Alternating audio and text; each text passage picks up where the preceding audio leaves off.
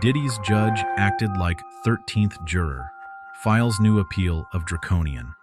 Sentence Sean Combs is not going quietly. On Christmas Eve 2025, his legal team filed a sweeping appeal that doesn't just challenge his conviction, it systematically dismantles the trial itself, calling it fundamentally unfair from the opening gavel to the final sentence. The 104-page document filed with the Second Circuit Court of Appeals reads like a prosecutor's nightmare, accusing the trial judge of overstepping so egregiously that she essentially became a 13th juror. And if you've been following this case, you know that's not hyperbole. It's a roadmap of where things allegedly went off the rails.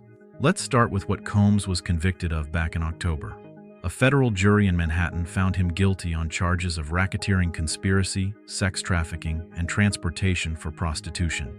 The allegations painted a picture of a man who used his empire, bad boy records, his influence, his wealth, to orchestrate what prosecutors called freak-offs, elaborate sexual performances involving drugs, coercion, and multiple participants. The government claimed Combs controlled women through violence, threats, and manipulation, turning his business operations into a criminal enterprise. In early December, Judge Aaron Subramanian handed down a sentence that shocked even legal observers who expected harsh punishment: 20 years in federal prison, followed by 5 years of supervised release.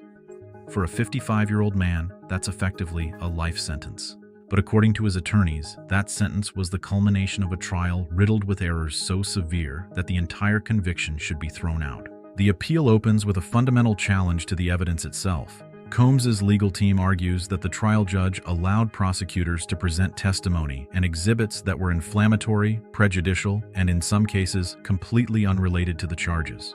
They point specifically to victim testimony that described alleged abuse dating back years, incidents that weren't charged in the indictment, but were allowed to paint Combs as a serial abuser. The defense claims this turned the trial into a general character assassination rather than a focused examination of specific criminal acts. They cite testimony from multiple witnesses who describe drug use, physical altercations, and sexual encounters. But according to the appeal, much of this testimony lacked the corroboration or specificity required under federal evidence rules. The defense argues the judge allowed this material not because it was relevant, but because it created an emotional narrative that made conviction easier. Then there's the issue of the video. If you followed the trial at all, you know about the hotel surveillance footage from 2016 that allegedly shows Combs physically assaulting his then-girlfriend Cassie Ventura in a Los Angeles hotel hallway. That video became a centerpiece of the prosecution's case, played repeatedly for the jury, and cited as direct evidence of Combs' violent control over women. But the appeal makes a striking argument. That video should never have been admitted because it depicts an incident that occurred years before the charged conspiracy, in a different state, and wasn't directly connected to the specific sex trafficking allegations in the indictment. The defense claims the judge allowed it purely for its emotional impact, letting the jury see Combs as violent and abusive without requiring the prosecution to prove those acts were part of the charged criminal enterprise. According to the filing, this was a textbook example of prejudicial evidence, something so inflammatory that it biased the jury regardless of its legal relevance. The appeal also attacks the judge's handling of witness credibility. Federal trials have strict rules about bolstering witness testimony. Essentially, the prosecution can't bring in additional witnesses or evidence solely to make a previous witness seem more believable. But Combs' attorneys argue that's exactly what happened here. They point to instances where the prosecution called multiple witnesses to describe similar alleged behavior by Combs, not to prove specific criminal acts, but to create a pattern that made earlier testimony seem more credible. The defense claims this violated the rule against character evidence, which generally prohibits prosecutors from arguing that someone committed a crime simply because they're the kind of person who would do such a thing. The appeal argues the judge should have shut this down, but instead allowed the prosecution to build a cumulative case that buried Combs under a mountain of allegations without requiring proof of each individual charge. But the most explosive allegation in the appeal is what it accuses the judge of doing during deliberations. According to the filing, Judge Subramanian inserted herself into the fact-finding process in ways that crossed the line from neutral arbiter to active participant. The defense points to jury instructions that allegedly steered jurors toward conviction by emphasizing the prosecution's theory while downplaying defense arguments. They claim the judge's explanations of legal terms like conspiracy and coercion were slanted in ways that made it easier for jurors to find Combs guilty without fully understanding the burden of proof. The appeal even suggests the judge responded to jury questions during deliberations in ways that reinforce the prosecution's case, essentially coaching jurors toward a guilty verdict. This is where the 13th juror language comes from. The idea that the judge didn't just oversee the trial, she participated in it, tipping the scales in favor of conviction. Now let's talk about the sentence itself, because the appeal reserves some of its harshest language for this.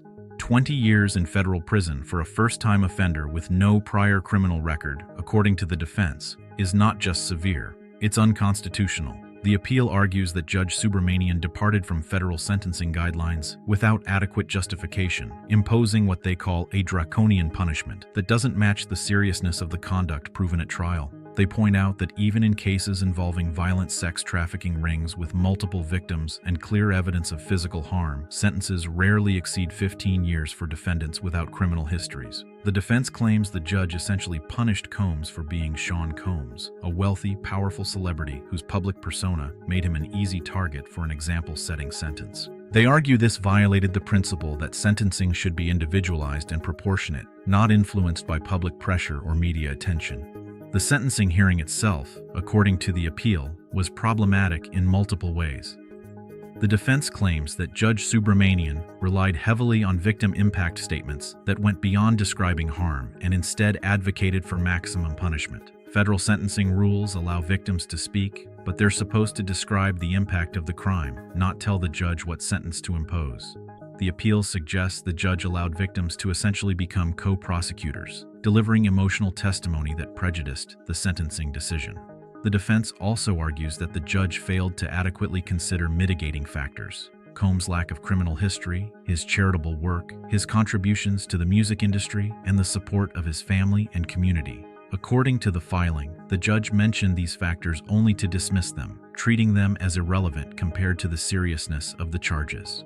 The appeal also challenges the judge's refusal to grant bail pending appeal, which is keeping Combs incarcerated at the Metropolitan Detention Center in Brooklyn while his case moves through the appellate process. The defense had argued that Combs posed no flight risk. He surrendered voluntarily when charged, has family and business ties in the United States, and offered to post a massive bond with electronic monitoring and travel restrictions. But Judge Subramanian denied bail, citing the seriousness of the charges and what she called a risk that Combs might intimidate witnesses. The appeal argues this was an abuse of discretion, pointing out that federal law presumes defendants should be released pending appeal unless there's clear evidence they pose a danger or flight risk. The defense claims the judge relied on speculation and worst-case scenarios rather than evidence, effectively punishing Combs before his appeal is even heard. Here's where it gets interesting from a legal strategy perspective. The appeal isn't just arguing that mistakes were made, it's arguing that the cumulative effect of those mistakes rendered the trial fundamentally unfair. This is a critical distinction in appellate law. Courts generally won't overturn a conviction based on isolated errors, even significant ones, if they believe the overall trial was fair and the evidence overwhelming. But if the defense can convince the Second Circuit that multiple errors compounded each other, creating a trial that was biased from start to finish, they have a shot at getting the conviction vacated entirely. That's a high bar, but the breadth and detail of this appeal suggest Combs' legal team is swinging for the fences. The filing also includes arguments about prosecutorial misconduct, though these are more subtle. The defense doesn't directly accuse prosecutors of breaking rules, but they do suggest the government presented a case designed to inflame rather than inform. They point to opening and closing arguments that allegedly characterize Combs as a monster, using language that went beyond the facts and encouraged jurors to convict based on who he was rather than what he did. According to the appeal, the judge should have reined this in with stronger objections and clearer instructions to the jury, but instead allowed prosecutors to argue their case in ways that blurred the line between legal advocacy and emotional manipulation. The defense specifically cites language in the government's closing argument that allegedly asked jurors to convict Combs not just for the charged crimes, but for being a bad person who deserved punishment. One section of the appeal focuses specifically on the testimony of Cassie Ventura, Combs' former girlfriend and one of the key prosecution witnesses. Ventura described years of alleged abuse, including physical violence, forced drug use, and coerced participation in sexual acts with other men while Combs watched and recorded.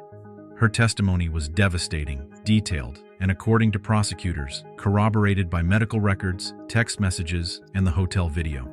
But the defense argues that much of Ventura's testimony was uncorroborated, inconsistent with earlier statements, and admitted without proper foundation. They claim the judge allowed her to testify about events that weren't charged in the indictment, essentially letting her tell a broad narrative of abuse rather than sticking to specific criminal acts. The appeal suggests this was unfairly prejudicial because it turned the trial into a referendum on Combs's character, rather than a determination of whether specific crimes occurred. The defense also points to what they call inconsistencies in Ventura's account. They note that in her civil lawsuit against Combs, filed in 2023, she described certain incidents differently than she did at trial. The appeal argues the judge should have allowed more aggressive cross-examination on these inconsistencies, but instead limited the defense's ability to challenge her credibility. They claim this violated Combs' Sixth Amendment right to confront witnesses, which includes the right to expose weaknesses in their testimony through cross-examination. The appeal even suggests that Ventura had financial motives to exaggerate or fabricate her account, pointing to the settlement she received from Combs shortly after filing her lawsuit. According to the defense, the judge prevented them from fully exploring this potential bias. The appeal also raises a fascinating constitutional argument about the First Amendment. Combs' attorneys argue that some of the conduct described at trial, particularly the so-called freak-offs, involved consensual adults engaging in sexual activity that, while unconventional, was protected by their right to privacy and sexual autonomy. They claim the prosecution conflated consensual kink with coercion, relying on witnesses who framed their participation as forced only after the fact, without contemporaneous evidence of threats or violence. According to the defense, the government essentially criminalized Combs's lifestyle because it was outside mainstream norms, using the federal sex trafficking statute as a weapon against behavior that would otherwise be legal. This is a risky argument. Courts are generally skeptical of claims that sex trafficking laws violate free expression, but it signals the defense is willing to challenge the case on multiple fronts. The defense goes further, arguing that the very definition of coercion used at trial was unconstitutionally vague. They claim the judge instructed the jury that coercion could include psychological pressure, financial control, or emotional manipulation, standards so broad that they could encompass many ordinary relationships. According to the appeal, this allowed the jury to convict Combs based on conduct that wouldn't meet the legal definition of force, fraud, or coercion in other contexts. The defense argues this violated due process because it didn't give fair notice of what conduct was criminal. They point to cases where appellate courts have narrowed the definition of coercion in sex trafficking cases, requiring proof of serious harm or threats, not just unequal power dynamics or uncomfortable situations. Now, it's worth noting what the appeal doesn't include. It doesn't claim Combs is innocent. It doesn't argue that the witnesses fabricated everything. What it argues is that the trial process was so flawed that no reliable determination of guilt could be made. This is classic appellate strategy. Attack the process, not the facts, because appellate courts are more comfortable overturning convictions based on legal errors than reweighing evidence. If the Second Circuit agrees that the judge overstepped, allowed improper evidence, or imposed an excessive sentence, they could order a new trial or a resentencing hearing without ever deciding whether Combs actually committed the underlying acts.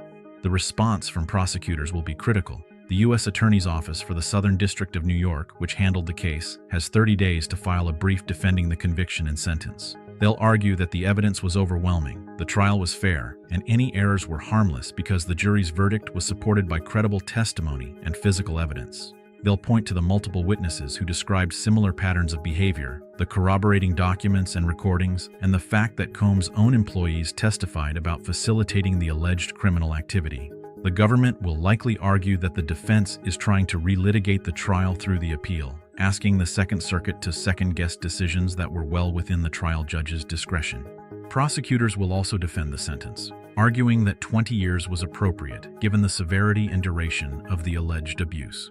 They'll point to the number of victims, the violence described in testimony, and the fact that Combs allegedly used his wealth and power to avoid accountability for years.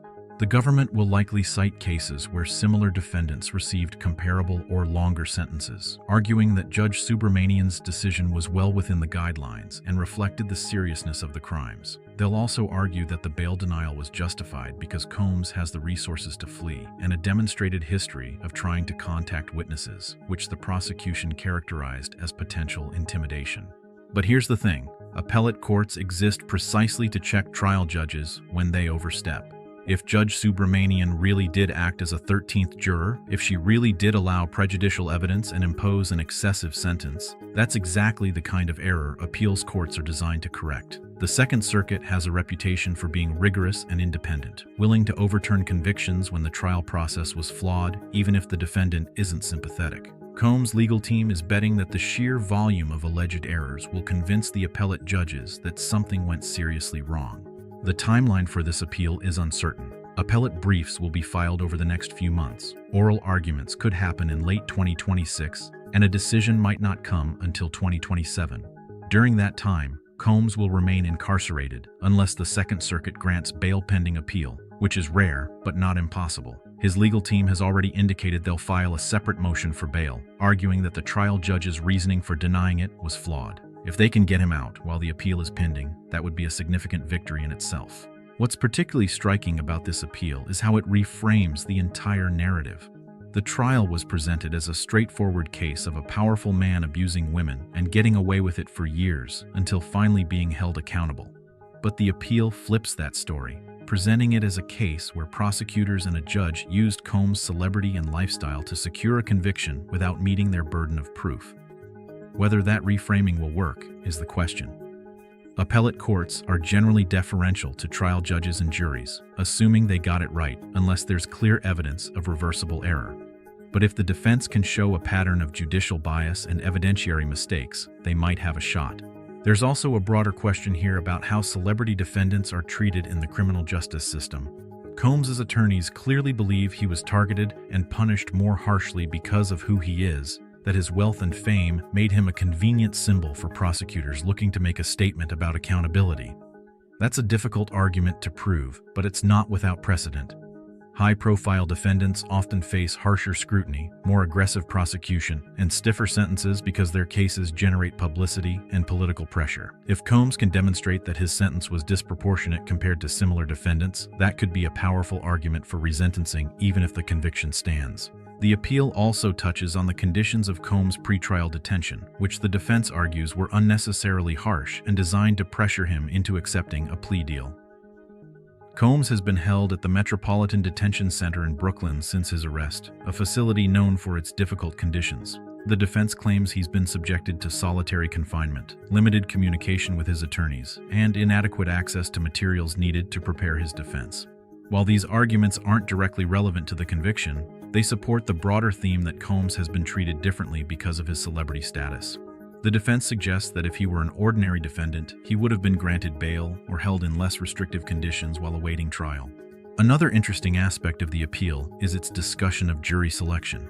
The defense argues that the pretrial publicity surrounding the case was so extensive and negative that it was impossible to seat an impartial jury. They point to news coverage, social media commentary, and public statements by alleged victims that created a presumption of guilt before the trial even started.